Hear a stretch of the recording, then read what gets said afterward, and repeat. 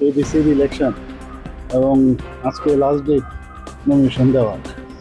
তো আমাদের পার্টির থেকে সব জায়গায় আমাদের যারা স্টেট লিডার আছে সব জায়গায় আজকে নমিনেশন পেপারে বিভিন্ন জায়গায় ওনারা গেছেন। আমি চুজ করলাম এখানে আসা, লংতরায় দিল্লিতে আসার, এনএসডিএম অফিসে আসার আমি চয়েস করলাম। তো আজকে তিনজন যারা নমিনেশন দিয়েছেন তাদের হয়ে ওদের সাথে আমিও এসেছি, পুরো র্যালি করে এসেছি। মানুষের মধ্যে একটা বিরাট উৎসাহ দেখা যাচ্ছে, মানে মনে হচ্ছে যে একটা গণতান্ত্রিক পদ্ধতিতে যেভাবে ইলেকশন হওয়া উচিত তার একটা ঝলক কিন্তু আজকে আমরা দেখতে পেয়েছি।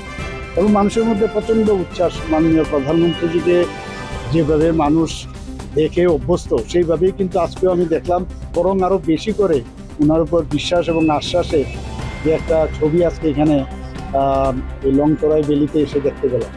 তিনজন আমাদের এখানে আজকে নমিনেশন দিল।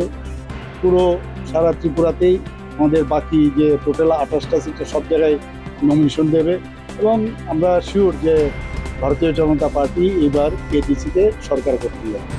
স্যার, আগে কি সুন্দর কোনো কথাবার্তা হয়েছে? এইগুলো নিয়ে তো অনেকবার কথা হয়েছে।